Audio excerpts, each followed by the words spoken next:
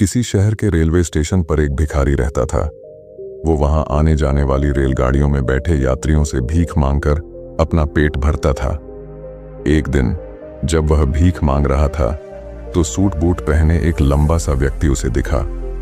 उसने सोचा कि यह व्यक्ति बहुत अमीर लगता है, इससे भीख मांगने पर यह मुझे जरूर अच्छे पैसे देगा। वह उस लंबे व्यक्ति से भीख मांगने लगा। भिखारी को देखकर उस लंबे व्यक्ति ने कहा, तुम हमेशा मांगते ही रहते हो, क्या कभी किसी को कुछ देते भी हो? भिखारी बोला, साहब मैं तो भिखारी हूं, हमेशा लोगों से मांगता ही रहता हूं, मेरी इतनी औकात कहां कि किसी को कुछ दे सकूं। लंबा व्यक्ति बोला, जब किसी को कुछ दे नहीं सकते तो तुम्हें मांगने का भी कोई हक नहीं है। मैं एक व्यापारी हूं और लेन देन में ही विश्वास करता हूं। अगर तुम्हारे पास मुझे कुछ देने को हो तभी मैं तुम्हें बदले में कुछ दे सकता हूं। इतना कहने के बाद वह लंबा आदमी ट्रेन में बैठकर चला गया। इधर भिखारी उसकी कही गई बात के बारे में सोचने लगा। उस लंबे व्यक्ति के द्वारा कही गई बात उस भिखारी के दिल में उतर गई। वह सोचने लगा कि शायद मुझे भीख में अधिक पैसा इसीलिए नहीं मिलता क्योंकि मैं उसके बदले में किसी को कुछ दे नहीं पाता हूं। लेकिन मैं तो भिखारी हूं, किसी को कुछ देने लायक भी नहीं हूं। लेकिन कब तक मैं लोगों को बिना कुछ दिए केवल मांगता ही रहूंगा? बहुत सोचने के बाद उस भिखारी ने निर्णय किया कि जो भी व्यक्ति उसे भीख देगा उसके बदले में वह भी उस व्यक्ति को कुछ जरूर देगा।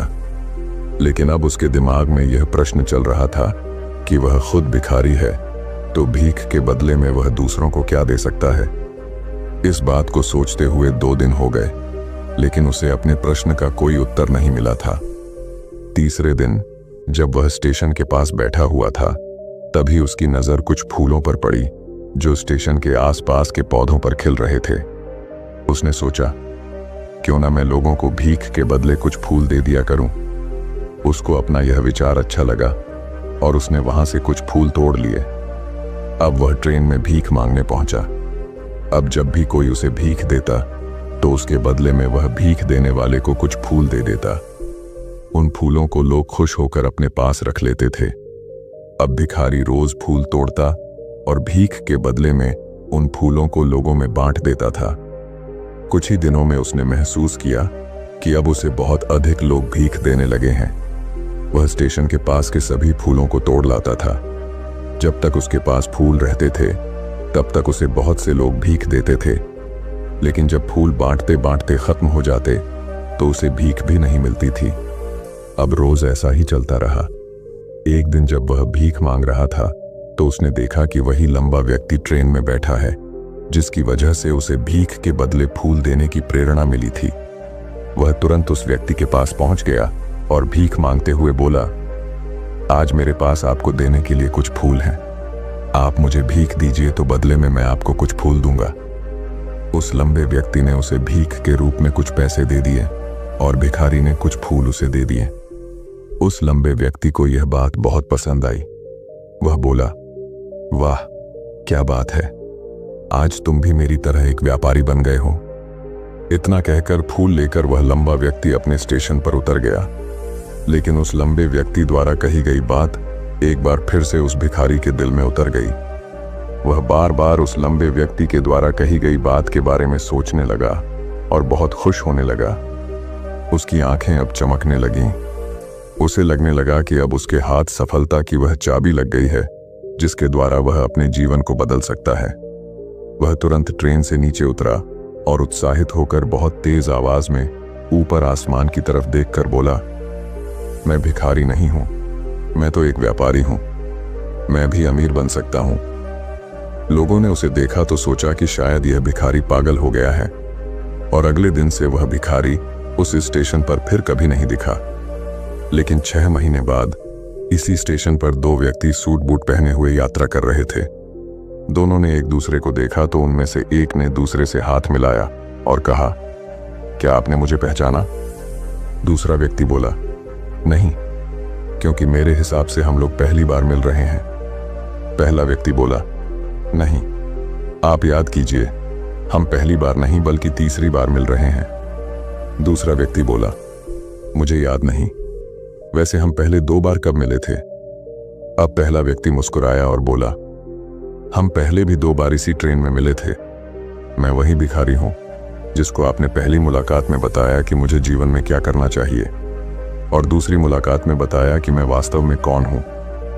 दूसरा व्यक्ति मुस्कुराया और अचंभित होते हुए बोला, ओ, याद आया, तुम वही भिखारी हो जिसे मैंने एक बार भीख देने से मना कर दिया था और दूसरी बार मैंने तुमसे कुछ फूल खरीदे थे। लेकिन आज तुम ये सूट बूट में कहाँ जा रहे हो और आजकल क्या कर रहे हो? तब पहला व्यक्ति बोला, हाँ, मैं वही भिखारी हूं, लेकिन आज मैं फूलों का एक बहुत बड़ा व्यापारी हूं और इसी व्यापार के काम से ही दूसरे शहर जा रहा हूं। कुछ देर रुकने के बाद वह फिर बोला, आपने मुझे पहली मुलाकात में प्रकृति का वह नियम बताया था जिसके अनुसार हमें तभी कुछ मिलता है जब हम कुछ देते हैं। लेन देन का यह नियम वास्तव में काम करता है। मैंने यह बहुत अच्छी तरह महसूस किया है, लेकिन मैं खुद को हमेशा भिखारी ही समझता रहा। इससे ऊपर उठकर मैंने कभी सोचा ही नहीं। और जब आपसे मेरी दूसरी मुलाकात हुई तब आपने मुझे बताया कि मैं एक व्यापारी बन चुका हूं। अब मैं समझ चुका था कि मैं वास्तव में एक भिखारी नहीं बल्कि व्यापारी बन चुका हूं। मैंने समझ लिया था कि लोग मुझे इतनी भीख क्यों दे रहे हैं, क्योंकि वह मुझे भीख नहीं दे रहे थे बल्कि उन फूलों का मूल्य चुका रहे थे। सभी लोग मेरे फूल खरीद रहे थे क्योंकि इससे सस्ते फूल उन्हें कहाँ मिलते। मैं लोगों की नज़रों में एक छोटा व्यापारी था, लेकिन मैं अपनी नज़रों में एक भिखारी ही था। आपके बताने पर मुझे समझ आ गया कि मैं एक छोटा व्यापारी हूँ। मैंने ट्रेन में फूल बांटने से जो पैसे इकट्ठे किए थे उनसे बहुत से फूल खरीदे और फूलों का व्यापारी बन गया। यहाँ के लोगों को फूल बहुत पसंद है और उनकी इसी पसंद ने मुझे आज फूलों का एक बहुत बड़ा व्यापारी बना दिया। दोनों व्यापारी अब खुश थे और स्टेशन आने पर साथ उतरे और अपने अपने व्यापार की बात करते हुए आगे बढ़ गए। दोस्तों, इस कहानी से हमें बहुत कुछ सीखने को मिलता है। कहानी में लंबा व्यापारी गिव एंड टेक के नियम को बहुत अच्छी तरह जानता था। दुनिया के सभी बड़े व्यापारी इसी जीवन के नियम का उपयोग करके सफल हुए हैं। इस फॉर्मूले को उसने भिखारी को भी बताया। भिखारी ने इस प्राकृतिक नियम को अपना लिया और इसका असर उसके जीवन में साफ दिखाई देने लगा। उसने अपनी सोच बदली और उसकी जिंदगी बदल गई। यह कहानी हमें बताती है कि हम यदि अपनी सोच बदल लें तो कुछ भी हासिल किया जा सकता है। यदि हम खुद को छोटा समझते रहेंगे तो हम हमेशा छोटे ही बने रहेंगे। बड़ा बनने के लिए हमें अपनी सोच को बदलना होगा और खुद के बारे में बड़ा सोचना होगा। कहानी का सार यह है कि सफलता आपकी सोच में छुपी होती है। खुद का आत्मसम्मान जगाइए, अपनी सोच को बड़ा बनाइए और देखिए कैसे आप सफलता के शिखर पर पहुंच जाते हैं।